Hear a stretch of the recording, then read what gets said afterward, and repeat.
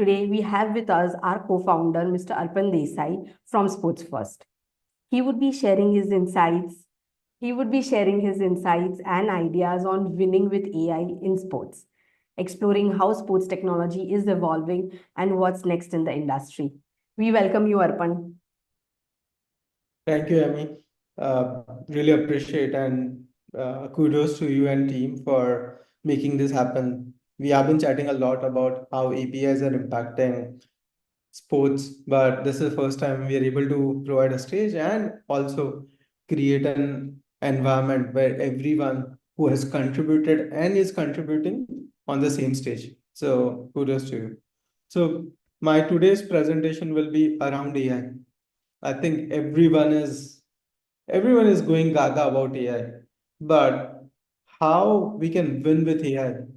That's something I've been covering today.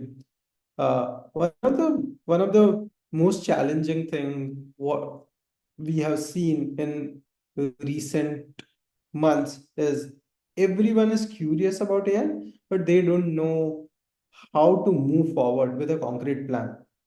So, in my today's talk, we are trying to provide a framework which they can follow in their organization so they can win with AI.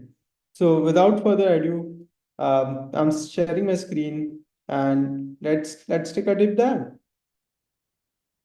So, I think to those of you who don't know me, my name is Arpan. I'm one of the co-founder of SportsFirst.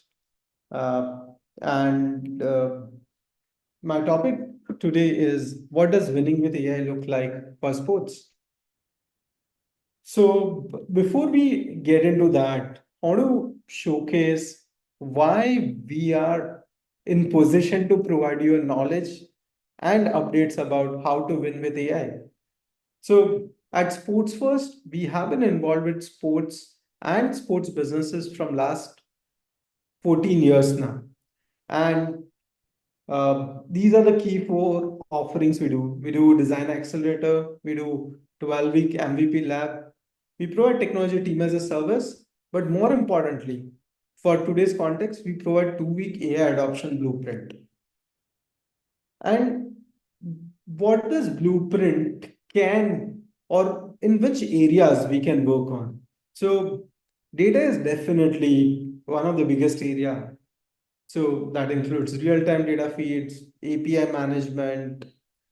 Then we got digital, your websites, email campaigns, landing pages. How AI can be utilized on video. So be it the video clipping, skeleton analysis, or plain old video analysis. We also have started seeing use cases in fan engagement like quizzes, widgets, social engagement, all possible with AI.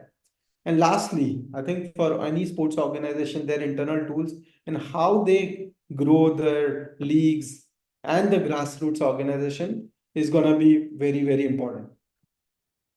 So, again, let's get back. So, what does winning with AI look like?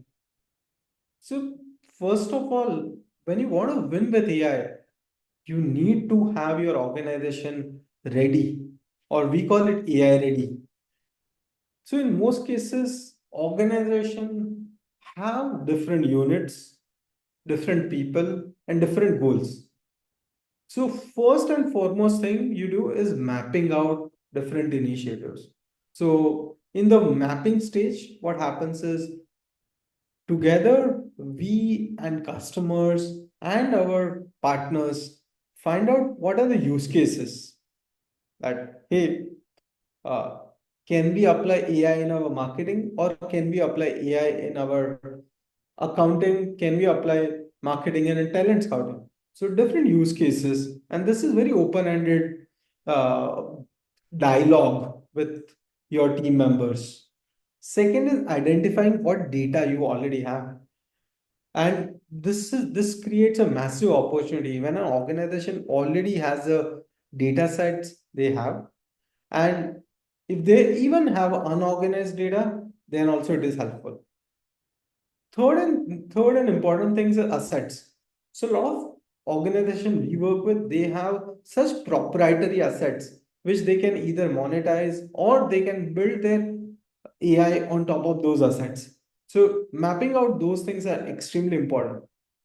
Second important thing is now you have this use cases, let's categorize which use cases related to revenue growth, which use cases related to cost reduction, which use case can provide a better decision making, and more importantly, which can provide you competitive edge. So we gotta do this in a plain old consulting style, put all the use cases, give them a category, and then again we define, we move to third stage, where is we define what is the business impact we want to generate from this. And there comes inputs from senior management, department heads. They can define what is the business impact we are looking at. After this, the documentation experimentation stage comes in. So most of the organization we have seen, they are failing on the above cases. So that means they do not have a documented uh, ideas or use cases which they want to implement in coming months. And then you plan out the experimentation. Now, this is where SportsFirst comes in as your partner and help you define all these things. But what next? Then comes the 2 week AI adoption sprint comes. So we do data and digital infrastructure review. We help you identify which AI models are useful to you. I think everyone is talking about DeepSeek R1 or everyone is talking about open AI and capabilities. But which AI model is actually useful? Third important thing is you need to have right partners. So when we say right partners, they can be infrastructure, cloud infrastructure company, they can be certain deep tech companies which have a very unique positioning, and combining that positioning can create a massive opportunity. After identifying that, we kind of create a roadmap for 3 months, 6 months, 12 months, and do impact analysis and what kind of business metrics we are able to figure out with this experimentation. Last thing is we do a continuous review of how they are generating results, and most importantly, then whatever is generating result, we need to scale it and conquer the market space. So here I have a couple of examples of what kind of AI exploration or adoption sprints we have done for our customers. So one of our customer is a leading youth sports and grassroots organization in US. One of the key challenge we had was onboarding of new athletes. So every grassroots organization has limited time and bandwidth of back office tasks. How do we stay compliant? How do we increase our membership growth has been a challenge. So with a AI tools in place, we have now saved 600 plus man hours, and the organization has been growing 18% year on year, and which was earlier growing at 4% year on year. So that's the impact of AI we are talking about. And believe us, it's not rocket science. If they could have done it, you can do it. So these are the things we have done. We did athlete onboarding and their government ID checks with AI. We implemented state of the art OCR and APIs which matches this information. Then comes the compliance. So we had to follow safe sport compliance. So whatever compliance requirement we had, we created algorithm which helped them. And what's next? So I think the best part with AI is it is limitless. So you cannot say, hey, we are done with it. So next thing we are trying to do is how can we now have compliance and safe sport achieved in on ground. So every player who is entering in the field, we do a face match, ID match, and then create an atmosphere where grassroots organization can nurture and flourish. quickly moving to another use case. And I think grassroots and youth sports is something we work very closely. So another use case we have seen is a market where it is very saturated. Even if you look at most mature markets like USA, Australia, having a having access to best coaches and best evaluator is not for everyone. You will get the best coaches in certain centers. So how do you benchmark these young athletes at a very early stage? So we created an AI benchmarking platform where there were 16 to 18 parameters which we are recording. As an example, what is a 60-meter sprint time? What is a high jump quotient? Or what is the longest jump they can do? So all these parameters, if we now put this and benchmark the talent on top of it, then you figure out that the kid who is trying to play basketball, he's probably your best runner for 400-meter relay race. And that's what that insights are pretty impressive for sporting federations and organizations. So with this AI intervention, we are able to unlock the potential of youth and guiding them on right sport and consistently check how they are performing with certain sport. A couple of very big wins, I'll call it. We achieved with this. It is scalable. That means the person who is in the smallest town of Arizona or the smallest town of Buffalo, New York, can have a access to same sort of technology and same sort of evaluation. So this helped map talent early on.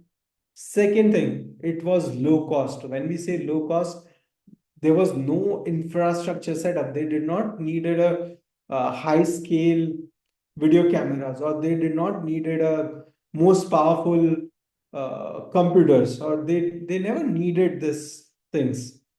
And more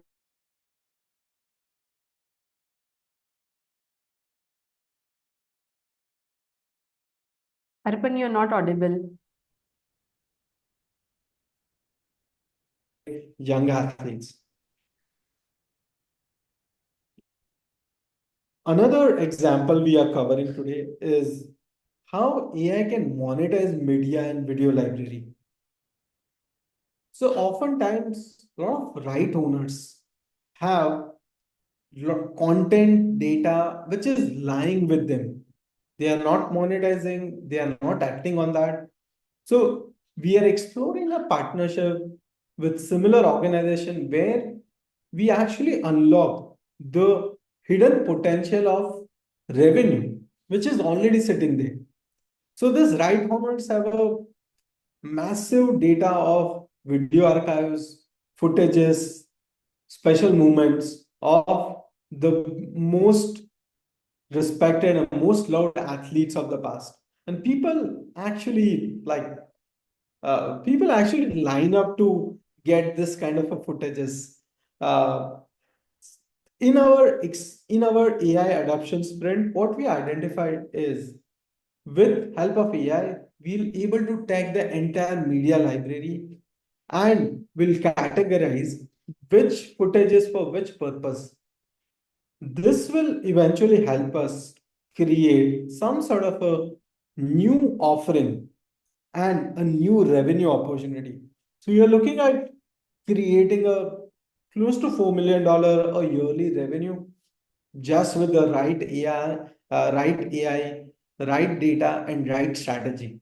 So, and this is massive, folks. Uh, so, with all these use cases, there is one thing in common. That's our SportsFirst AI.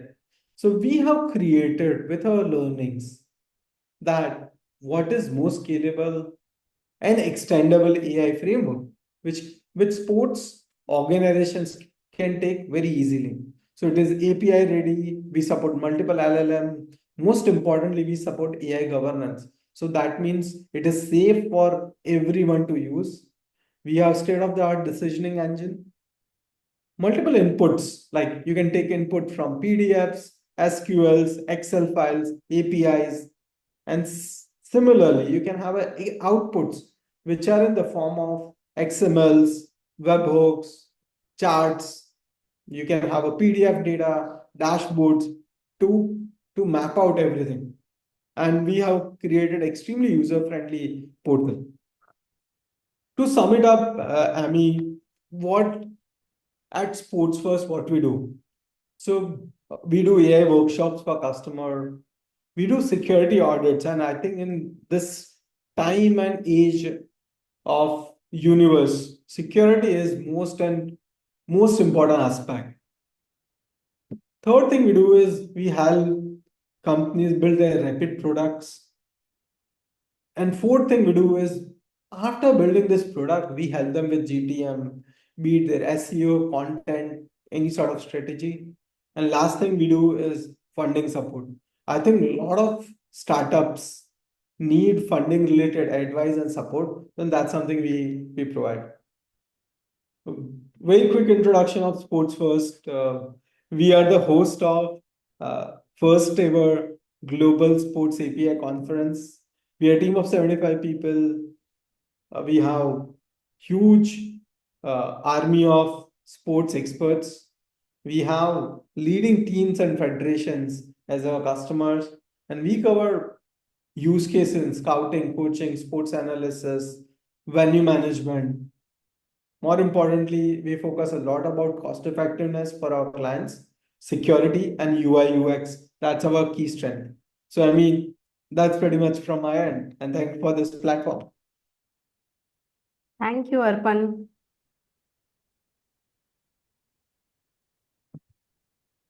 This conference is all about interactions and collaborations. Feel free to drop your ideas or suggestions in the chat. We'd love to hear your thoughts on that. Once again, thank you, Arpan, for joining.